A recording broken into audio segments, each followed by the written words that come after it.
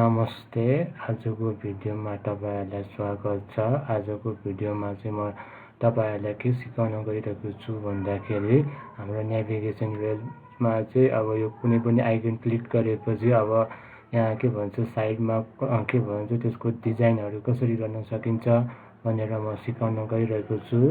र मैले लास्ट ट्युटोरियलमा चाहिँ नेभिगेसन रेलको बारेमा भनिसकेको छु र मैले त्यसको के भन्छ तीनवटा आइकन राखेर मैले के गरे भन्दाखेरि होमलाई क्लिक गरेपछि यहाँ सेलेक्टेड इन्डेक्सको भ्यालु 0 हुने भयो र जब म यहाँ तल सेकेन्ड आइकनमा क्लिक गर्छु एबाउट असको पेजमा यसले 1 भन्ने इन्डेक्स देखाइदिने भयो। आज चाहिँ म यो के भन्छ यो बाँकी भएको यो ठाउँ स्क्रिनको ठाउँलाई चाहिँ म अर्को के भन्छ जुनसुकै टेक्स्ट अथवा लेआउट के भन्छ राख्न चाहन्छु र म त्यो सिकाउन गइरहेको छु आजको भिडियोमा। र मैले यो कार्डमा क्लिक गरेपछि यसले के भन्छ सेलेक्ट इन्डेक्स इक्वल्स टु 2 भनेर देखाइदिने भयो। आज चाहिँ म यसलाई के भन्छ यो हटाएर चाहिँ जब म यसलाई क्लिक गर्छु नि अब यसले एउटा पेज देखाइदिने भयो बाँकी भएको स्क्रिन हाम्रो यो के भन्छ साइडमा त्यहाँ के भन्छ केही कन्टेन्टहरु डिस्प्ले गराउन चाहन्छु। म त्यो आज म सिकाउन गइरहेको छु। र पहिला चाहिँ तपाईहरुले के गर्नुहोस् भन्दाखेरि यसले चाइल्ड भन्ने एउटा प्रोपर्टी लिने भयो। यसलाई म चाहिँ यहाँ कन्टेनर राख्न चाहन्छु र कन्टेनरमा चाहिँ म के गर्छु भन्दाखेरि यसमा डेकोरेसन दिन चाहन्छु बक्स डेकोरेसन र म यसभित्र चाहिँ एउटा कलर दिन चाहन्छु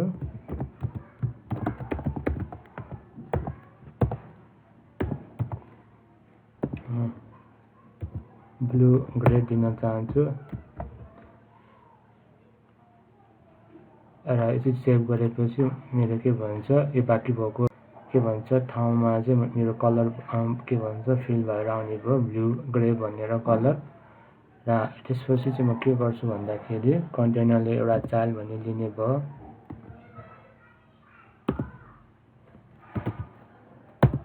र चाइल्ड भित्र चाहिँ म के दिन्छु भन्दाखेरि सेन्टर भन्न दिन चाहन्छु र सेन्टर भित्र म एउटा चाइल्ड भन्ने विजिट दिन चाहन्छु र चाइल्ड भित्र चाहिँ म के गर्छु भन्दाखेरि एउटा के भन्छ फंक्सन बनाउन चाहन्छु गेट भनेर फंक्सन बनाउन चाहन्छु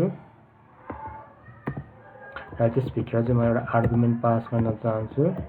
आर्गुमेन्ट चाहिँ के पास गर्न चाहन्छु भन्दाखेरि जब म के भन्छ अब म यो इन्डेक्सलाई सिलेक्ट गर्छु नि अब यसले अर्को के भन्छ जब म यो फर्स्ट आइकनलाई सिलेक्ट गर्छु यसले एउटा छुट्टै पेज देखाइदिने भयो। जब म सेकेन्ड पेजलाई के भन्छ क्लिक गर्छु ट्याब गर्छु यसले अर्कै पेज देखाइदिने भयो। अब म त्यो सिकाउन गइरहेको छु आज। र यहाँ चाहिँ के हुन्छ भन्दाखेरि हाम्रो पहिला यहाँ के भन्छ सेलेक्टेड इन्डेक्सको भ्यालु 0 गराएको छ नि त्यो राख्नुपर्ने हुन्छ। यहाँ सेलेक्टेड इन्डेक्सको भ्यालु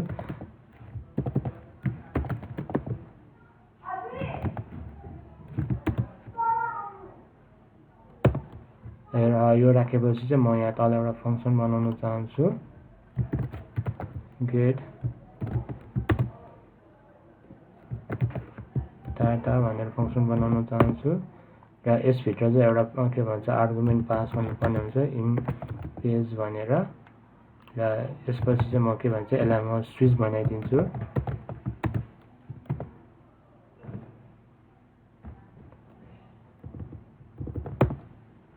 र म के गर्छु भन्दाखेरि यहाँ स्विच केस बनाएपछि यहाँ 0 आर्गुमेन्ट पास गर्न चाहन्छु अनि रिटर्न गर्न चाहन्छु। रिटर्न के गर्छु भन्दाखेरि कलम गर्न चाहन्छु कलमले लिस्ट अफ चिल्ड्रेन दिने भयो। यहाँ चाहिँ म टेक्स्ट भनेर के भन्छ डिफाइन गर्न चाहन्छु। यहाँ म होम पेज भनेर हेर्छु र यसको हल्का स्टाइलिङ दिन चाहन्छु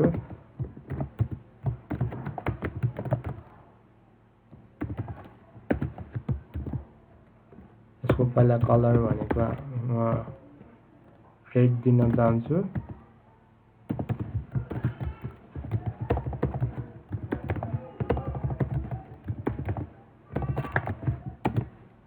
फन्ट साइज 20 दिन चाहन्छु म र यसलाई म बोल्ड गरिदिन्छु यसलाई म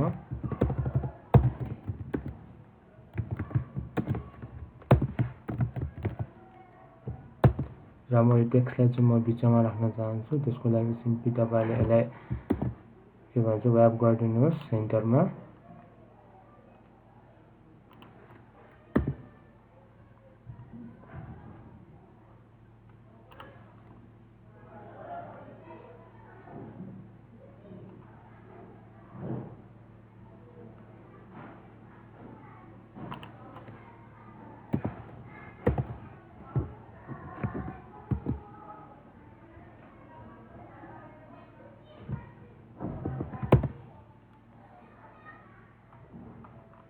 यहाँ भित्र चाहिँ यहाँ पेज भनेर लेख्नुपर्ने हुन्छ।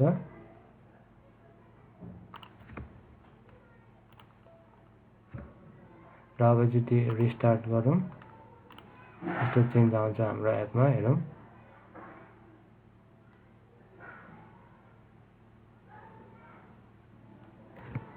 साइन इन भन्ने मान्छे क्लिक गर्न चाहन्छु।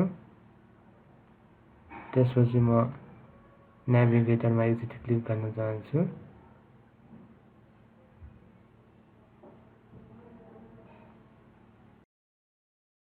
आएन त होम पेज भित्रमा, मैले होम पेज भित्रमा राखेको हुन आएन त। अब म के गर्छु भन्दाखेरि अब म यो सेकेन्ड आइकनलाई ट्याप गरेपछि अब फेरि एउटा के भन्छ टेक्स्ट देखाउन चाहन्छु। त्यो कसरी देखाउने भन्दाखेरि सिम्पली तपाईले यसलाई नै स्विचलाई नै के भन्छ कपी गर्नुहोस् यो केस, र त्यसपछि म यसलाई कन्ट्रोल सी गरेर पेस्ट गरिदिन्छु। र यो हाम्रो केस के भन्छ 1 हुने भयो। र यो हाम्रो अब होम पेजमा अब मेरो यो अबाउट पेज राख्न चाहन्छु। अब यो राखेपछि म यसरी सेभ गर्न चाहन्छु, कन्ट्रोल प्लस एस।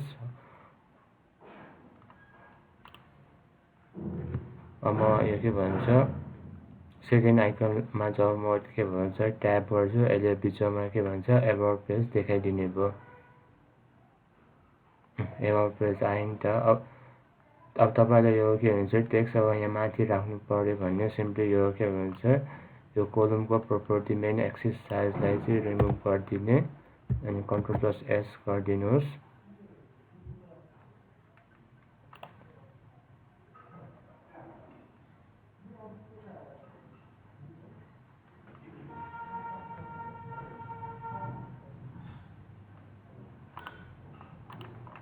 र त्यसपछि चाहिँ अब मलाई अब के भन्छ मैले जम्मा के गरेको छु भन्दाखेरि 3 वटा आइकन हालेको छु नि त। अब 2 वटाको बनाइसकेको छु। अब एउटा लास्ट बनाउनु बाँकी छ कार्डवाला। अब त्यो कसरी गर्ने भन्दाखेरि यसलाई नै फेरि कपी गरौँ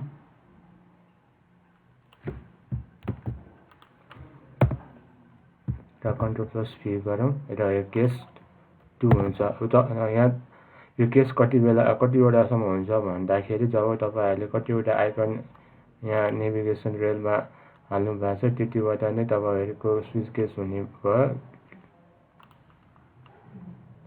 र यो यसमा चाहिँ म एउटा के भन्छ माथि एउटा राख्न चाहन्छु। एउटा के राख्छु भन्दाखेरि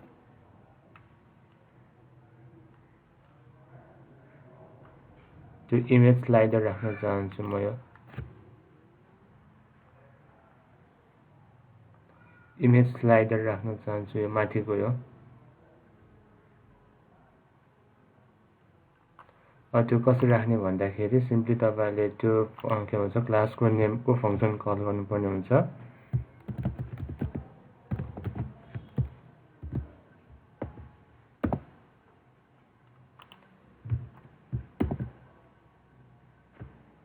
यसलाई इम्पोर्ट गरिदिउँ। इम्पोर्ट गरेपछि एकचोटि रिस्टार्ट गरौँ।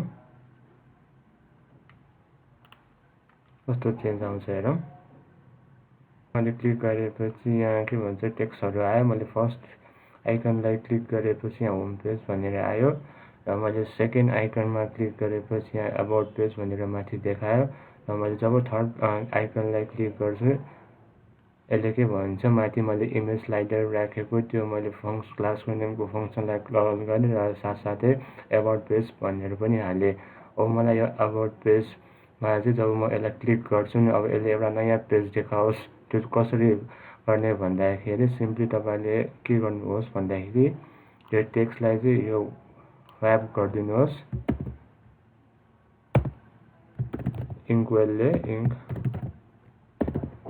र इङ्कवेलले चाहिँ के गर्छ भन्दाखेरि अब एउटा अनट्याप भन्ने यसले प्रोपर्टी लिने भयो यो भनेको एनोनिमस र यसमा चाहिँ नेभिगेटर युज गर्नुपर्ने हुन्छ नेभिगेटर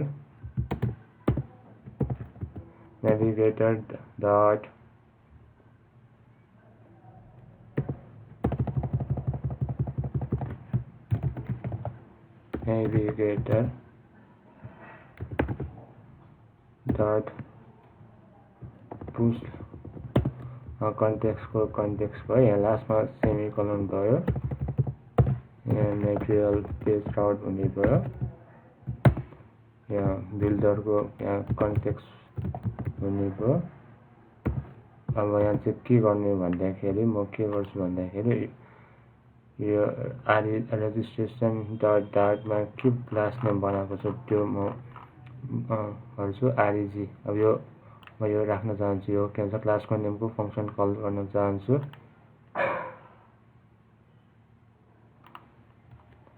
आरएजी र यो बाइ डिफल्ट इम्पोर्ट भएर जाने भयो र यसलाई चाहिँ कन्ट्रोल सेभ गरौँ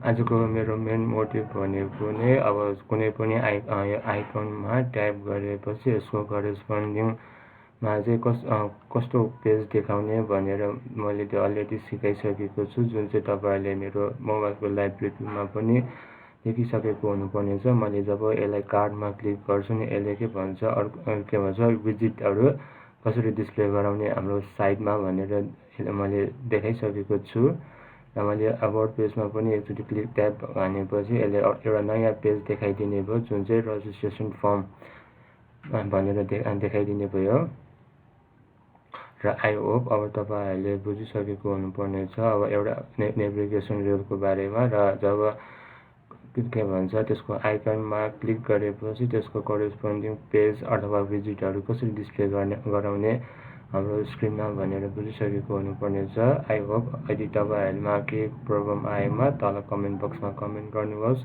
र म त्यो सकेसम्म म रिप्लाई दिन चाहन्छु र आजलाई चाहिँ यति धन्यवाद।